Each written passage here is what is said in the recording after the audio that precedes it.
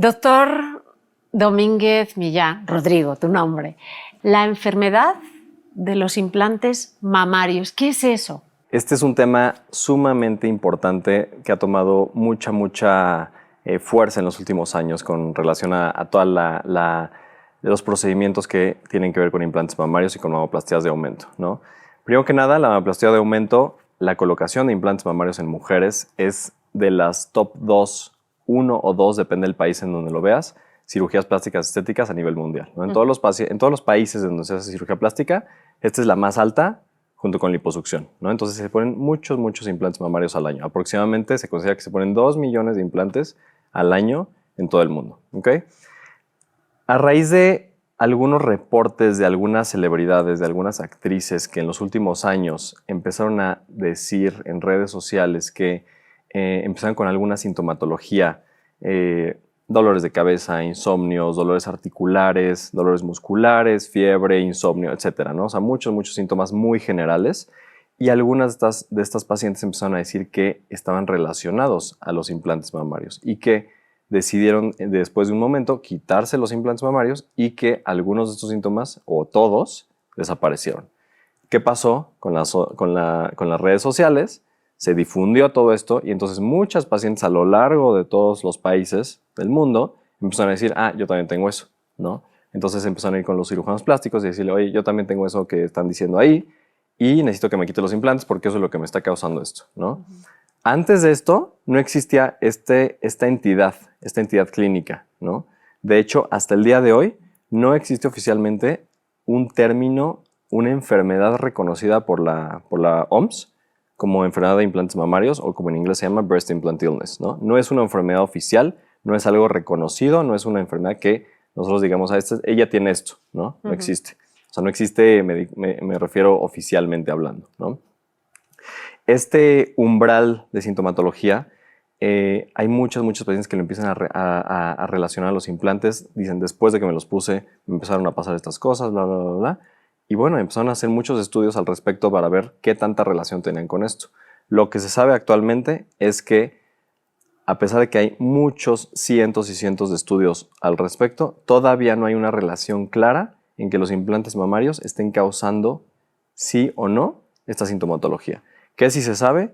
Que muchas enfermedades reumatológicas o autoinmunes, cuando ya están en la paciente, aunque las pacientes no lo sepan, y cuando le metes un cuerpo extraño, como es un implante, sí tienen mayor riesgo a desarrollar toda esta sintomatología, ¿no? Como cualquier enfermedad. O sea, lo que me estás diciendo, gente que tiene problemas en el sistema inmune. Sí, artritis, lupus, esclerodermia, enfermedad de Raynaud, o sea, una gran variedad de enfermedades autoinmunes del género reumatológico, ¿no? De hecho, por eso nosotros nos valemos mucho de los especialistas en reumatología cuando hacemos todo este tipo de análisis y de abordajes a estos pacientes, ¿no? Nosotros en la práctica recibimos a muchas pacientes que se quejan de esta sintomatología y existen, yo diría que 2 grupos de cirujanos, ¿no? Los que son extremadamente cuadrados y dicen, como no existe oficialmente la enfermedad, para mí no existe tampoco. Entonces, no creo que lo tengas porque no existe, ¿no? Otros cirujanos que se van al otro extremo y dicen, yo sí creo totalmente y quitar implantes y hasta sirve de mercadotecnia y hasta sirve de práctica, ¿no? O sea, para operar más, ¿no? Explante se llama, ¿no? El explante, el famoso explante. Entonces, lo que nosotros hacemos es, por lo menos yo en mi práctica clínica con mis pacientes, es decir, a ver, creo fielmente y 100% lo que me estás diciendo, creo que sí tienes toda esta sintomatología, pero te tengo que dar toda la información que existe al respecto, ¿no? O sea, no te puedo dar información de mí que yo crea, sino todo lo que está publicado, porque finalmente yo, a pesar de que soy tu médico y a pesar de que quiero ir de la mano contigo, también soy un científico que me hago valer de lo que está publicado hasta el momento. Entonces, te digo los datos duros, te digo que tenemos y tú decides si lo quitas o no lo quitas. Lo más importante de esto es que no hay ninguna garantía ni ningún estudio todavía que diga que al quitar los implantes tenemos la garantía del 100% de que va a desaparecer la sintomatología, ¿no? En muchos casos todavía no hay un porcentaje que los quitas y hay una remisión parcial o total de toda la sintomatología. Hay casos que esta sintomatología disminuye o remite desde los 2 meses hasta los 14 meses después de la cirugía. Y hay otros pacientes en donde se les quitan estos síntomas, pero un par de años después regresan, ¿no? Okay, mi pregunta es, yo lo veo como si fuera un trasplante de órganos, o sea, ha habido un rechazo, es lo que le pasa al cuerpo, ¿lo puedo ver así? Finalmente es un cuerpo extraño, ¿no? Un implante mamario es un cuerpo extraño, como una placa de una fractura, como una amalgama en los dientes, o sea, es un cuerpo extraño. El cuerpo reacciona creando una cápsula alrededor de este implante, ¿no? Entonces, por ejemplo, aquí tenemos un implante, el cuerpo genera una cápsula alrededor de esto para protegerse y es totalmente normal. Mucha gente se refiere a la cápsula como algo malo. Finalmente, todos los implantes del mundo van a generar esta cápsula periprotésica, que es el mecanismo de defensa del cuerpo y es normal.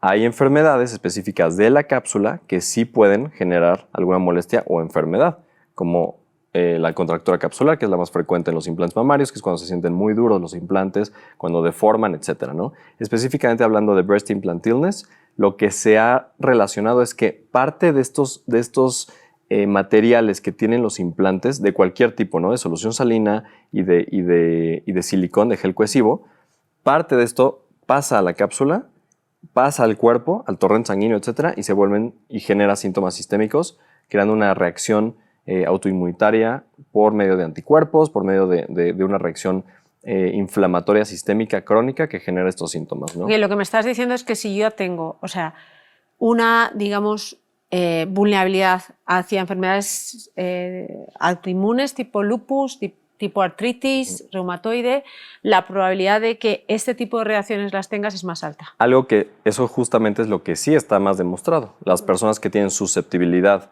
para algún trastorno autoinmune o que ya tienen de base una enfermedad reumatológica, sí definitivamente son más propensas a desarrollar estos cuadros con un cuerpo extraño como estos, ¿no? Entonces, si yo estoy pensando en ponerme implantes, si tengo, por ejemplo, antecedentes de artritis reumatoide, de lupus, mejor no me los pongo. Con la información hasta ahorita en el mundo, en la literatura, por lo menos yo te diría que hagamos más estudios al respecto, veamos cómo está tu condición, veamos en conjunto con reumatología, pero lo más seguro es que te sugiera que no lo hagas. Que no lo hagas. O sea, ¿y qué tendrían que hacer todos los cirujanos plásticos para tener en control, a tener, digamos, en cuenta esto? O sea, tendrían todos que preguntar, tú lo preguntas, ¿cómo Lo más importante ahorita es la información, o sea, que todos los cirujanos plásticos se informen, porque hay tanta información, porque curiosamente las pacientes que consultan por breast implant illness vienen mega informadas, o sea, vienen mega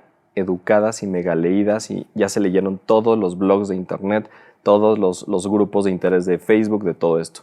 Muchos de estos son grupos no oficiales, o sea, de gente no académica y todo esto, que no le quita importancia, sino simplemente le dan mucha más, digamos, justificación para su consulta, ¿no? Entonces, si el cirujano plástico no está debidamente informado y educado académicamente sobre esto y estos datos, puede malorientar a los pacientes, ¿no? Y llevarlos hacia un camino que, una de dos, o decirles que no les creen y que no es cierto lo que tienen, entonces el paciente se frustra más, o decirles que, por ejemplo, ahorita hay una tendencia muy fuerte que los pacientes exigen, no piden, sino exigen que les quites el implante con la cápsula completa. Eso se llama capsulectomía total o en bloque.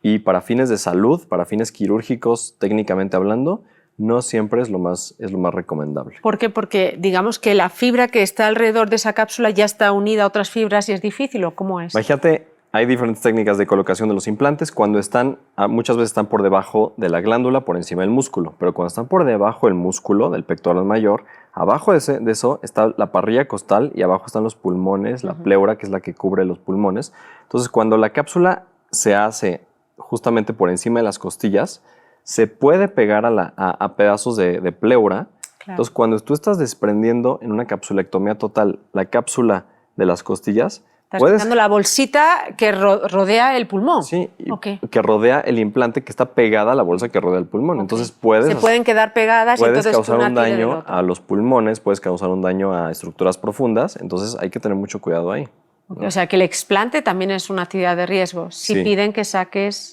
Sí piden eso, ¿no? Entonces lo importante aquí es decirle a las mujeres que están con este tema que no necesariamente la capsulectomía en bloque es la mejor opción. A pesar de que en la mayoría, si no es que en todos los grupos de interés no científicos, la capsulectomía en bloque es como lo más importante para ellos. Si tu implante está por debajo del músculo, ¿verdad? Por debajo del músculo, lo más seguro es que tu cirujano y los cirujanos vayan a decir que no será en bloque, sino una parte de Una parte, ok. Entonces ya tenemos, o sea, si yo me quisiera poner unos implantes, lo que tú me preguntarías para evitar esto sería... Siempre antecedentes de enfermedades reumatológicas, no solo en ti, sino en tu familia, porque probablemente tú no sepas, pero no sé, o sea, tus tías, tu mamá, tu papá, etcétera, pueden tener lupus, artritis, bla, bla, bla, y para muchos es muy normal, pero tal vez tú no lo has desarrollado o no lo has disparado en tus genes. No ha habido un detonante y un implante o cualquier otra cosa podría serlo. Exacto. Ok, luego yo he oído hablar también de un tipo de cáncer relacionado con los implantes que es muy baja la probabilidad, pero que existe. Exacto. Esto se llama linfoma anaplásico de células grandes o células gigantes.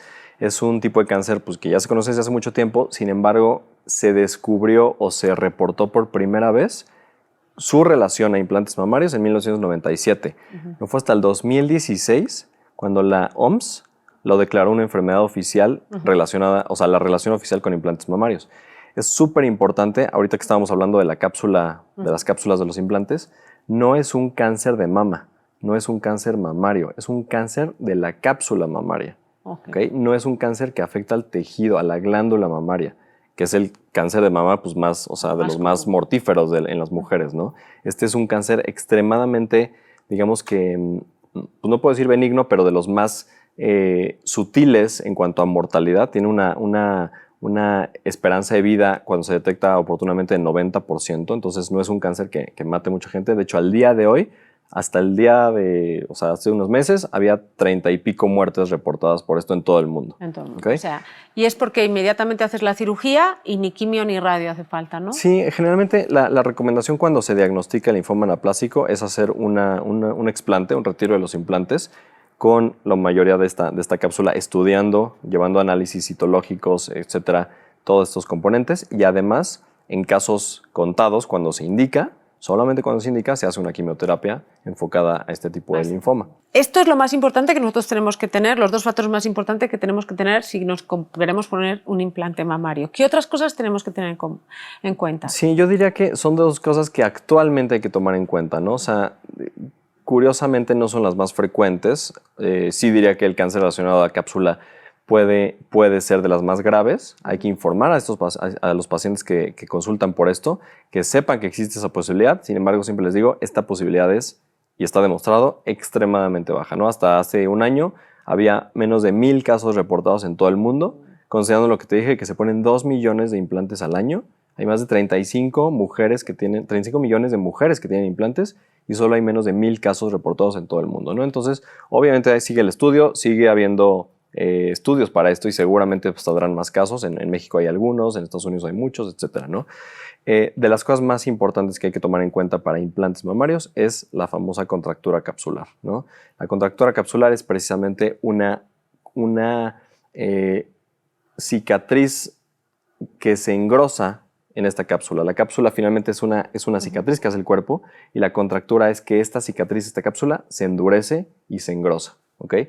Existen diferentes tipos y clasificaciones. ¿Por qué pasa eso?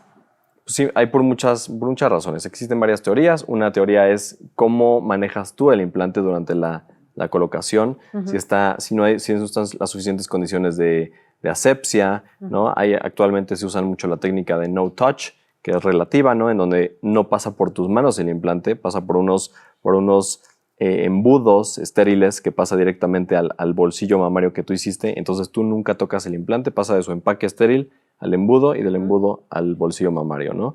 Igual tiene relativas ventajas, sin embargo, la técnica es de lo más importante. Otro es, obviamente, algún trauma, algún golpe, alguna infección. Si tienes un hematoma después de la cirugía, esa inflamación a la cápsula puede predisponer una contractura.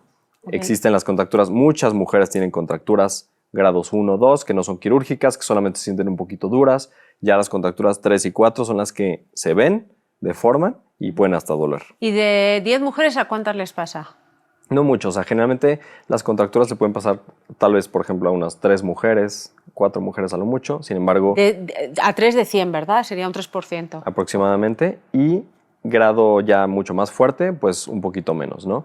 Esto es, te digo, o sea, las contracturas más severas son las que se operan, En contracturas más leves se mandan algunos tratamientos, algunas recomendaciones, pero no necesariamente son O sea, químicos. podríamos decir also que también que es como un tipo de fibrosis. Es una fibrosis de la cápsula a largo plazo, crónica. Una cosa es obsesionarte por las cirugías y otra cosa es saber que hay una serie de opciones que tienes para mantenerte más guapa. Ni cambiarte la cara, te estoy hablando de mantenerte, ¿no? O añadirte boobies. Entonces, cuando te toca el cirujano erróneo o no profesional, es cuando uno se entera de unas desgracias muy grandes de la gente y entonces la gente no solo, o sea, en vez de atacar al cirujano, se mete con la pobre persona que se puso confiando en ese cirujano, ¿no?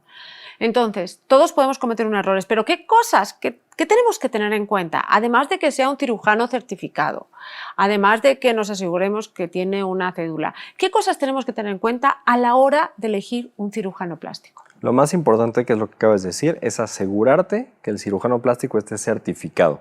Esta certificación viene por parte de la CONAMED, o sea, tú te puedes meter a la página y ahí vienen todos los cirujanos plásticos del país que están certificados. O sea, le pedimos el número de cédula, lo hacemos así, nos metemos en la CONAMED, que es una página pública, y ahí aparece. Tú te puedes meter a esa página, tú le pones el nombre exacto de tu cirujano y si no te sale es que no está certificado. O sea, no hace falta ni saber el número de su cédula. Ok, perfecto. No necesariamente. Son dos cosas diferentes, la cédula y la certificación. Para la certificación necesitas para la cédula necesitas la certificación. Así que un profesionista que no esté certificado tampoco va a tener cédula de especialidad. Pueden tener cédula de medicina general, pero no de especialidad en cirugía plástica. O sea, ya nos estaríamos quitando a todos aquellos médicos que no son cirujanos plásticos y que están ejerciendo la cirugía plástica, ¿no? Exactamente. Entonces, o los maxilares y están ejerciendo la cirugía plástica. Exacto. Hay muchas especialidades que son, digamos que hacemos procedimientos en conjunto, por ejemplo, algunos oftalmólogos con especialidad en oculoplástica hacen blefaroplastías, algunos... Pero tendrían que estar dentro de la CONAMED, ¿verdad? Sí, okay. O sea, su subespecialidad les permite hacer ese tipo de procedimientos. Entonces, primer paso, asegurarte que tu cirujano esté certificado. Incluso tú en la consulta o antes de la consulta le puedes decir con toda la confianza a su equipo, al cirujano, me puedes enseñar tu certificado. Y casi todos los que estamos así los tenemos ahí colgados porque es algo súper importante eso. Ese es el primer paso. Eso te garantiza que por lo menos hay un proceso legal de certificación académico a esa persona. Okay. Pero eso no es todo, como tú dices. Entonces, la cirugía plástica es muy grande, muy grande y abarca muchas cosas, ¿no? Entonces, dependiendo del procedimiento para el que estés interesada, mi sugerencia es ve con alguien que se especialice en ese tipo de procedimientos, ¿no? Porque todos los cirujanos plásticos, en lo general, estamos preparados para hacer mamas de aumento, blefaroplastías, liposucciones, etcétera, en lo general.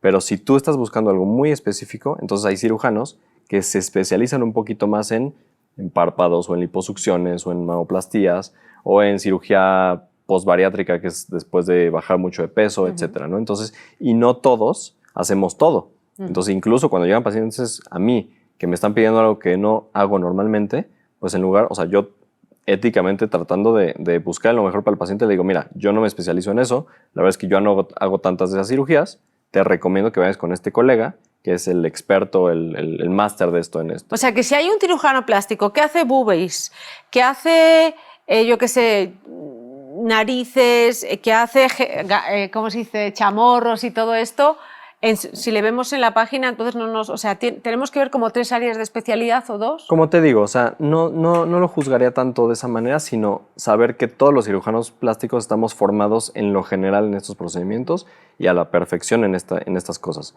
Por eso existen subespecialidades en la cirugía plástica. Entonces, dentro de la cirugía plástica existen varias ramas, que es cirugía de quemado, cirugía craneofacial, microcirugía, cirugía mamaria, rinoplastía, o sea, muchas ramas. Si tú quieres encontrar un cirujano específico a esto, entonces hay que buscar quién está formado específicamente en esto.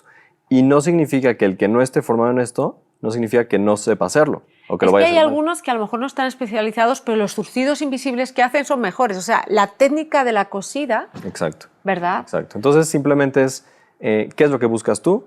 Ir con alguien que sepas que es bueno en eso. Okay. No necesariamente que tenga una subespecialidad en eso. Pero que es bueno, que tiene pacientes que ha tratado. Que sepas que hace eso con frecuencia. Ok, entonces ya uno decide hacerse una cirugía. ¿Cuáles son las 2 cirugías más comunes en los hombres y 2 en las mujeres? Por lo menos en México, bueno, en el mundo que coincide con las cifras mundiales, en las mujeres liposucción y mamoplastia de aumento. Okay. En los hombres, liposucción y párpados. Párpados. ¿Okay? En los hombres es muy, muy frecuente, de determinada edad ya el párpado se empieza a caer, igual que en la mujer, y eso es de lo que más les afecta a los hombres. Entonces, a nivel mundial, las 3 cirugías para los hombres son liposucción, en lo general, tratamiento de ginecomastia. La ginecomastia es cuando hay un crecimiento de esta glándula mamaria o de grasa en la región pectoral de los hombres, que obviamente llega a ser muy complejo para muchos hombres, Sí. y los párpados. Y en las mujeres, blefaroplastia también, implantes mamarios, mamoplastia de aumento y liposucción, a nivel en México y a nivel mundial. ¿Y cuál es la cirugía más compleja de hacer? Híjole, esa es una pregunta súper extensa, ¿no? Entonces, si a mí me preguntaras en mi especialidad, yo te diría que lo más probable serían las reconstrucciones microquirúrgicas para reconstrucción postoncológica, ¿no? O sea, cuando hay una resección muy grande de algún tumor después de cáncer, etcétera, pues quedan defectos muy grandes, muy destructivos, que no sabes ni cómo se va a arreglar eso. Y existe una rama de la cirugía plástica que se llama microcirugía, que se encarga en reconstruir los defectos postoncológicos o traumáticos, no necesariamente de cáncer. Sino y mi pregunta es, si ya sabemos que es súper traumático para una mujer quitarle los pechos, ¿no sería conveniente que una vez que digamos que estirpan el tumor y todo esto, un cirujano plástico ya estuviera ahí para arreglarlo? En la mayoría de institutos nacionales que tratan cáncer de mama, los equipos son multidisciplinarios. Entonces, en la gran mayoría de países ya hay un equipo multidisciplinario que se junta por lo menos el equipo de cirugía oncológica o oncólogos con cirugía plástica reconstructiva. Entonces, de entrada, si tú vas a un lugar de estos, de entrada también vas a estar tratada por un cirujano plástico desde O sea, antes. que ya no hay esa cicatriz tan terrible, sino que la hacen un poquito mejor. La idea es que el cirujano plástico, el equipo de cirugía plástica se ponga de acuerdo con el equipo de oncología para que digan, a ver, ¿por dónde te conviene más entrar? ¿Por dónde te conviene más cortar? A mí me ayudaría si entras por aquí, no por acá. Entonces hay un balance. O sea, ¿no? que si a nosotras nos diagnostican cáncer de mama, sería bueno ya poner en contacto a los médicos que conocemos para que al menos si nos estirpan parte del pecho ya lo dejaran un poquito más... Tanto en el sector público como en el sector privado, la gran mayoría de cirujanos reconstructivos de mama ya tienen a su equipo de oncólogos con los que trabajan. Y a su vez, los equipos de oncólogos que tratan cáncer de mama ya tienen a su equipo de cirugía plástica. O sea, que como nosotros tenemos que pedirlo también, insistir, sí, ¿verdad? Sí. Y si tú tienes a alguien, pues también sugerirlo, ¿no? Perfecto. Entonces, ahora yo, por ejemplo, ¿cuáles son los consejos que darías a una persona que se va a someter a una cirugía plástica? Bueno, ya más allá del cirujano perfecto, ¿qué tiene que hacer? ¿Qué tiene que dejar? ¿Tiene que dejar la píldora? ¿No tiene que? ¿Cómo funciona? Exacto, súper importante no solamente para cirugía plástica estética, sino para cualquier tipo de cirugía en general y también reconstructiva.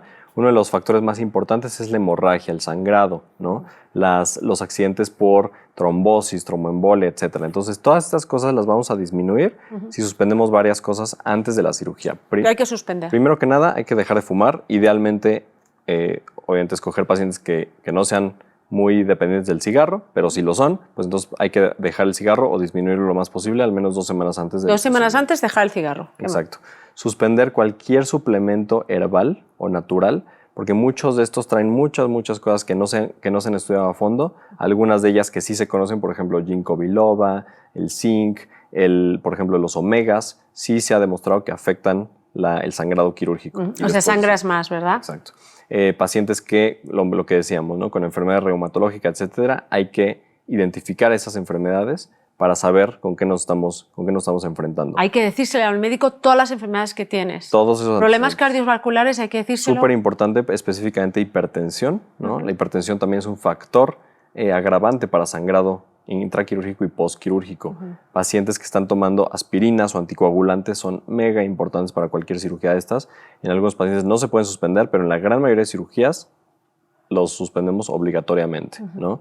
Y bueno, hay una serie de... La árnica, hay gente que dice que no tienes que tomar árnica antes. Fíjate que no tanto, de hecho nos ayuda árnica tanto tomada como en gel, en pomada, etcétera, para disminución de moretones, posquirúrgicos y todo esto. De hecho, yo lo mando a algunos pacientes de cirugía facial específicamente, y en cirugía corporal, específicamente liposucciones, mandamos unas combinaciones, unos cócteles de gel preparados con vitamina K, árnica, etc. Entonces, finalmente, no es algo que suspendamos, más bien usamos después de la cirugía para esto, ¿no?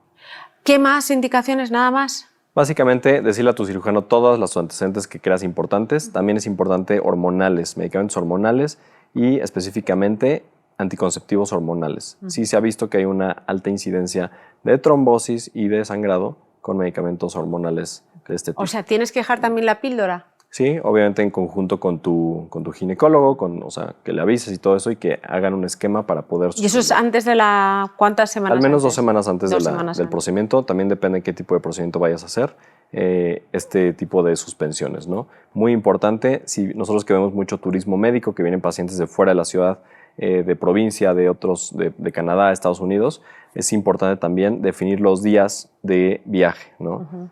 También las alturas de los aviones, las alturas en donde van los aviones puede afectar los vasos sanguíneos y cuando haces cirugías mayores sí puede haber accidentes de trombosis, específicamente o tromboembolia pulmonar después de las cirugías. Entonces, ¿cuánto tiempo debe de pasar para que puedan volver a volar? En lo general les pedimos a la gran mayoría de pacientes que lleguen a la ciudad, no a la cirugía, sino a la ciudad, al menos 3 días antes de la cirugía, 72 horas antes, y que se vayan mínimo 10 días después mínimo 10 del procedimiento. Días después. Depende a dónde se van. No es lo mismo que un vuelo a Houston o a California que un vuelo a España, ¿no? Entonces, dependiendo también las horas de vuelo, también hay que extender esos días, ¿no? Más que nada para bajar el riesgo. Y aún así no se baja a 0 el riesgo, pero lo minimizas lo más que se puede. Okay, o sea que tendría que pasar mínimo 10 días, pero incluso más, ¿no? Mínimo 10 días. Se han visto accidentes hasta un mes después por vuelos, incluso estando en la misma ciudad. Entonces, pues bueno, ¿no? O sea, lo bajamos en la medida de lo coherente, en la medida de lo razonable, pero siempre hay que tomar en cuenta esto en la mente de los pacientes. Esto es, luego, después, ¿qué otras medidas hay que tomar? Depende de qué cirugía sea. Por ejemplo, yo que hago mucho contorno corporal, específicamente lipoescultura, hay todo un protocolo postoperatorio. Inicialmente masajes postoperatorios, masajes linfáticos, de ultrasonido, radiofrecuencia, después de la cirugía. Coincide con estos 10 días que te comento, en donde estos primeros días, todos los días van a estar yendo a los masajes, todos los días van a estar siendo drenados los pacientes precisamente para evitar formación de fibrosis, formación de otras complicaciones. Tienen que tomar un esquema de tromboprofilaxis, que es una anticoagulación para evitar cualquier tema de trombosis y tromboembolia, y se mandan fajas también, algunas prendas compresivas, ya sea en mamas o en cuerpo. Y esos son los fármacos como tipo la aspirina, ¿no? Que en este caso hacen la sangre más líquida, ¿no? Exacto. Entonces, esto se hace después de la cirugía. A partir del primer día de cirugía se cuentan desde 6 horas hasta 12 horas, a veces algunos lo toman más. Y actualmente estamos haciendo muchos estudios en el balance entre estos medicamentos y otros medicamentos para prevenir sangrado, porque precisamente un anticoagulante previene el riesgo de trombosis, pero sale más moratones. Pero puede causar sangrado postoperatorio. Okay. Entonces, obviamente, como decimos en los congresos, ¿qué prefieres, una trombosis o un sangrado? Pues preferimos un sangrado, ¿no? Okay. Pero entonces yo les digo, bueno, con lo último que se está investigando, pues podemos evitar las dos cosas, ¿no? Entonces también existe la combinación de otros medicamentos para que no tengas ni sangrado ni trombosis. ¿Cómo cuáles? Como el ácido tranexámico específicamente, es un medicamento que se está usando mucho, se está investigando mucho. De hecho, tenemos algunos artículos publicados al respecto sobre la combinación de ácido tranexámico con otros medicamentos. De hecho, el grupo más grande que se ha estudiado en lipoescultura específicamente fue aquí en México y en Colombia, en un grupo muy grande, multicéntrico, doble ciego, etcétera, que nos salieron muy buenos resultados en la mejoría de las hemoglobinas postoperatorias después de las lipoesculturas. Entonces ya sabemos qué hacer antes de una cirugía, qué hacer después de una cirugía. Conozco gente que me pusieron vitaminas en la cara y de repente son polímeros. ¿Qué está pasando con los polímeros? Bueno, es otro tema súper amplio, súper importante, que hay que educar mucho a los pacientes. Aquí mi consejo serían 2 específicamente. 1, los inyectables y los procedimientos no quirúrgicos o sí, específicamente no quirúrgicos también tienen un altísimo número en las estadísticas mundiales y cada vez van subiendo y subiendo y subiendo, ¿no? En primer lugar está la toxina botulínica y en segundo lugar los rellenos de ácido hialurónico, etcétera, ¿no? Hay muchas sustancias como la toxina y estos rellenos que están perfectamente avalados y perfectamente certificados por la FDA, por COFEPRIS, por todo esto, y esto lo hacen los dermatólogos, los cirujanos plásticos, algunos que se dedican a la medicina estética perfectamente los pueden colocar. Sin embargo, ¿qué pasa cuando de repente llega un médico? No quiero decir cirujano porque ningún cirujano plástico me atrevo a decir que te ofrecería algo que no está avalado o certificado. Primero que nada, tiene que ser temporal el efecto. Nunca nada que sea permanente va a ser ofrecido por un especialista en dermatología o en cirugía plástica, ¿no? Y si es así, entonces mi sugerencia es salte del consultorio. Sí. Nunca acepten ponerse nada que sea permanente. 2, muchas veces un médico que te dice, oye, ¿sabes qué? Este producto es buenísimo, es la moda actualmente, mira, estas actrices se lo han puesto, mira estos resultadazos, bla, bla, bla. Pero bueno, ¿dónde están sus estudios? ¿Dónde están sus certificaciones? Y muchos de estos, a largo plazo, en ese momento no, pero a largo plazo resultan ser adyuvantes, como lo que estábamos diciendo, o biopolímeros, ¿no? Es que biopolímeros es todo, ¿verdad? Biopolímeros o sea, yo veo que es una categoría en que si no sabemos lo que te pusieron es un biopolímero. Exacto, o sea, va desde silicón, silicón me refiero no de implantes, sino silicón literalmente inyectan silicón en la región, va hasta aceite de coche, aceite de casa, o sea, han visto muchos casos con este tipo de sustancias que literalmente, obviamente en estos lugares no avalados se están colocando estas cosas. ¿Y qué pasa? Que cuando llegas después con estos personas que te colocan estas sustancias, pues ya ni siquiera están, ¿no? Y están ahí por todos lados. Y bueno, ¿no? O sea, es un tema muy importante que puede provocar desde, primero, insatisfacción visual, frustraciones en muchos sentidos, hasta efectos a largo plazo, ¿no? Efectos a largo plazo que se consideran ya en un territorio llamado síndrome de Asia, ¿no? Que es una enfermedad por adyuvantes, ¿no? Estos se consideran adyuvantes, que es cualquier elemento externo que te coloquen que no sepas de dónde viene, ¿no? ¿Y el síndrome de Asia podría ser un implante o no?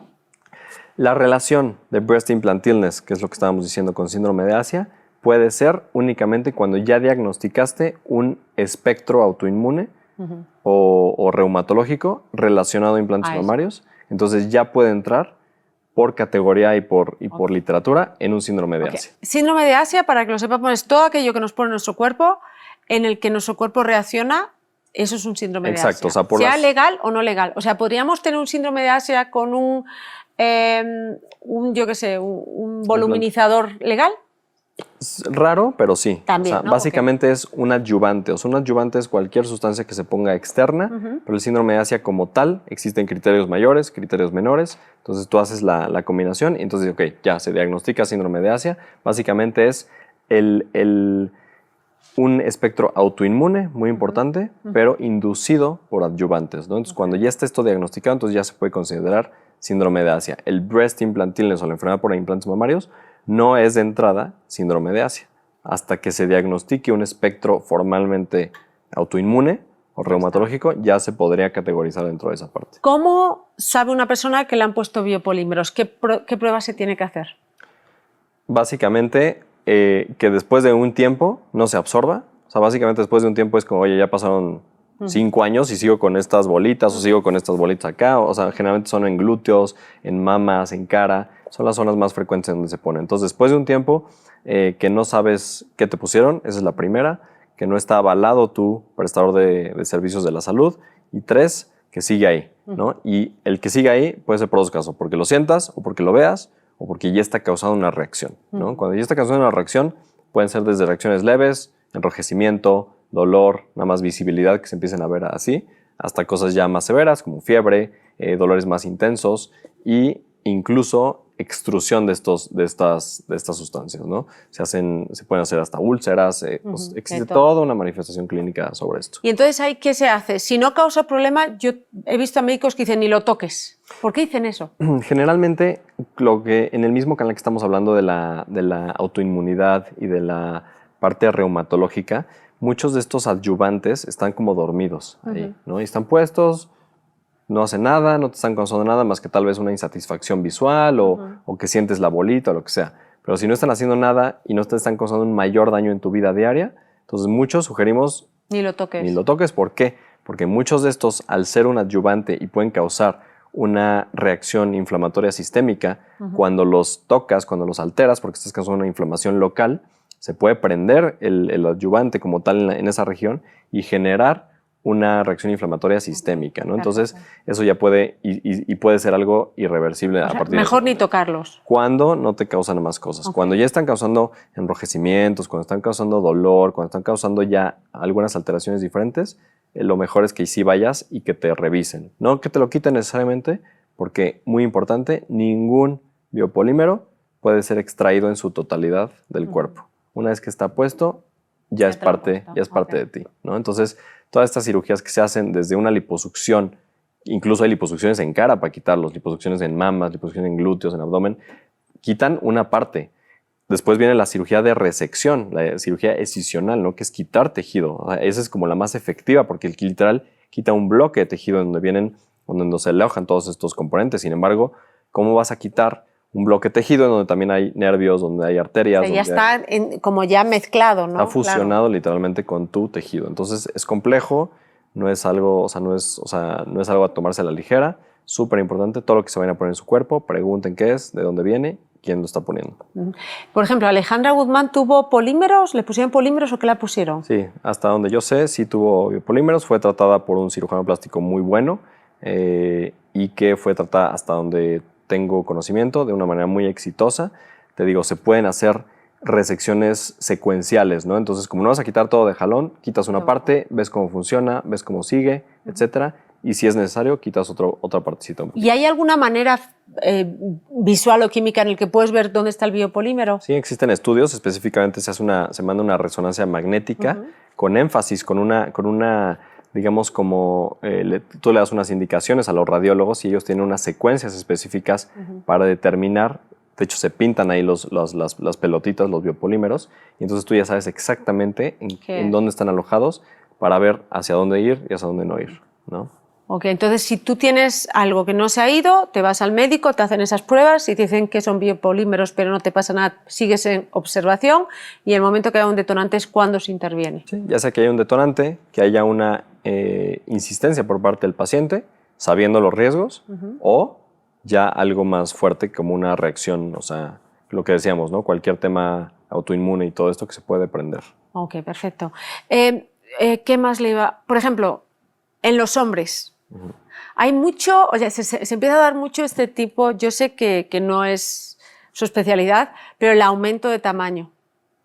¿Se da tanto? ¿Verdaderamente funciona? Curiosamente, yo que estoy asociado con varios dermatólogos, específicamente uno de mis socios se dedica un poco a esto, de parte de su equipo lo hace. Hay varias técnicas para hacerlos. Específicamente, pocos cirujanos plásticos lo hacen. Yo no lo hago específicamente. Yo, en dado caso, canalizo ya sea a dermatología o a urología. Si es un aumento ya importante, el médico o el especialista adecuado para ver esto es el urólogo, ¿okay? Que ellos son los especialistas en esta región, ¿no? Los dermatólogos lo que hacen es que se pueden colocar ya sea grasa. Sí, pero es que así pesa más, entonces le va a costar luego... Sí, de hecho lo que se ha visto es que se aumenta de grosor, más no de longitud necesariamente, con este tipo de inyecciones. Ya si hay búsqueda o intención de elongación, o sea, aumento de longitud, eso ya se ve más que nada con un urólogo, que ellos tienen varias técnicas específicas, se libera un ligamento en donde parece más largo, puede dar un par de centímetros más, tal vez. 3, ¿no? 4. Pero ese sí es un área específica. Y luego específica. está la liposucción en el abdomen que también le da una apariencia visual. Exacto. Nosotros sí hacemos mucha parte de esa, que es la liposucción en hombres, tanto de ginecomastia como lo que veníamos diciendo, abdomen, en diferentes tipos de definición, desde definición muy fuerte en personas que van mucho al gimnasio para marcarse más, o simplemente una liposucción volumétrica para bajar esos gorditos, las llantitas de la espalda, la lonjita, que no se va ni con dieta ni con ejercicio, y la zona del pubis, que también da una apariencia mejor a esa zona genital en lo general, ¿no? Aprovechando lo que te estoy comentando, la liposucción, siempre los comento a los pacientes, no es una cirugía para bajar de peso, ¿no? Es una cirugía para quitar esos gorditos adicionales, pero buscamos pacientes que ya estén en su peso ideal o en un peso estable.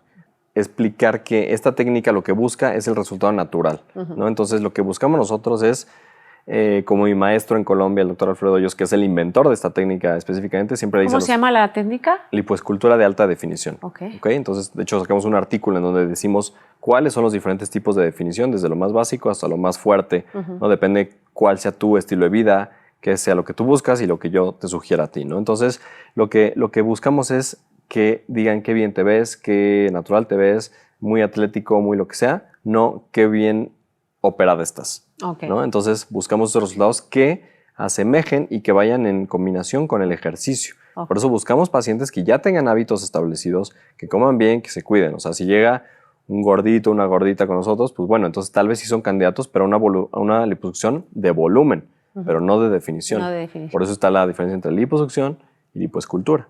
la lipoescultura. ¿Cuánto duele después de la cirugía, verdad? Duele muchísimo, me han dicho. Depende de varios factores. Una, qué tanto volumen vayamos a sacar. Dos, qué regiones se vayan a tratar. No es lo mismo tratar solamente el abdomen que tratar brazos, muslos, espalda, hasta la joroba de acá atrás les quitamos. Ah, la joroba también te la quitas. Todo, hasta los tobillos, rodillas, o sea, todo, ¿no? Entonces depende obviamente cuántas zonas se vayan a tratar. Mientras más le va sumando, pues más obviamente más molestia puede haber del tema quirúrgico.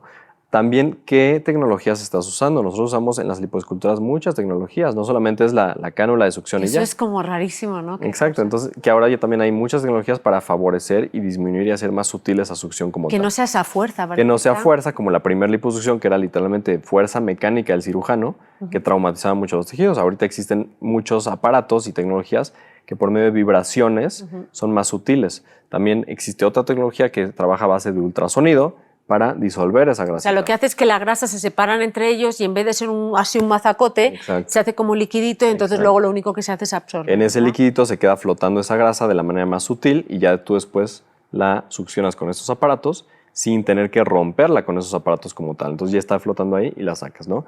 Estos ultrasonidos también emiten una energía térmica. Esa energía térmica inflama el tejido. Entonces esa inflamación puede causar molestia. Generalmente lo que le digo a mis pacientes es las primeras 2 horas entre acaba la cirugía y empieza toda la analgesia postoperatorio, puede ser la zona molesta. Yo diría que es un dolor 5 de 10, así tomando 10 como el peor dolor de tu vida, más o menos eso. Después de la cirugía viene el protocolo postoperatorio. Nosotros les mandamos una bomba del dolor intravenosa para que no tengan molestias en los siguientes 2 días después de la cirugía y eso les ayuda mucho principalmente con sus primeros masajes. Okay. Los masajes postoperatorios, como siempre les digo, es a ver, si te pegas en una zona y te estás manipulando esa zona, pues te va a doler, ¿no? Entonces igual de todas formas nosotros les mandamos analgesia y algunos medicamentos para que sea lo más sutil. Y para que se peguen posible. Los tejidos, por eso hay que masajearlos, ¿no? Hay que masajearlos, hay que drenarlos, porque si no, ahí viene la famosa fibrosis. El líquido que se genera, el líquido inflamatorio que se genera en una liposucción, si no sale, es como cemento fresco, se hace duro y se genera fibrosis. Entonces hay que masajear y por eso duele tanto, pero hay que hacer, o sea, en la liposucción es vital el cuidado postoperatorio. Súper importante. Antes, diría que hace ya muchos años, no existía toda esta evidencia del postoperatorio ni nada, entonces los cirujanos nada más operaban y bueno, suerte, ¿no? Y se generan unas fibrosis, asimetrías, irregularidades y todo esto. Se pueden seguir formando, pero por eso están todos estos protocolos para disminuir a lo máximo todas estas situaciones. Y por ejemplo, para la lipoescultura, ¿todo el mundo es candidato o cuáles son los mejores candidatos? Si es una lipoescultura, ya tiene que ser un paciente tanto hombre como mujer que ya tenga un hábito saludable de vida. O sea, comer sano, nada de comer grasas. Sano, no fumar. No te estoy diciendo que tengas una dieta mega rigurosa, pero que sí te cuides en lo general, ¿no? Que tu índice de masa corporal generalmente aceptamos que estén debajo de 30. Eso significa que no estén en el grado de obesidad, ¿no? Idealmente que no fumen, idealmente que no consuman otras sustancias que puedan favorecer complicaciones, que no tengan otros antecedentes patológicos como artritis, etc. Todas estas cosas que te comentaba, antecedentes de trombosis en la familia, antecedentes de tromboembolismo en la familia, todas estas cosas, ¿no? ¿Una edad? Una edad generalmente, tú te puedes hacer esto desde los 18 años, por lo menos nosotros hacemos desde los 18 años en adelante. Mi límite de edad para una lipoescultura, específicamente lipoescultura, yo te diría que son 60 años, ¿no? Okay.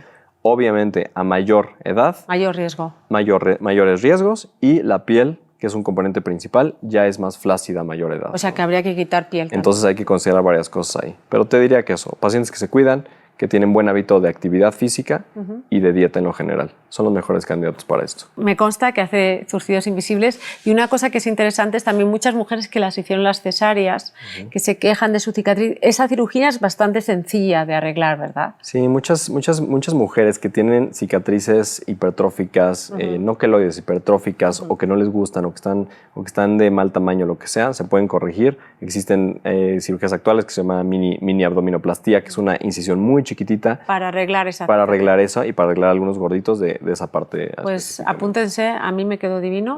Muchísimas gracias. Muchas gracias a ti, Silvia. Que tengan un gran día.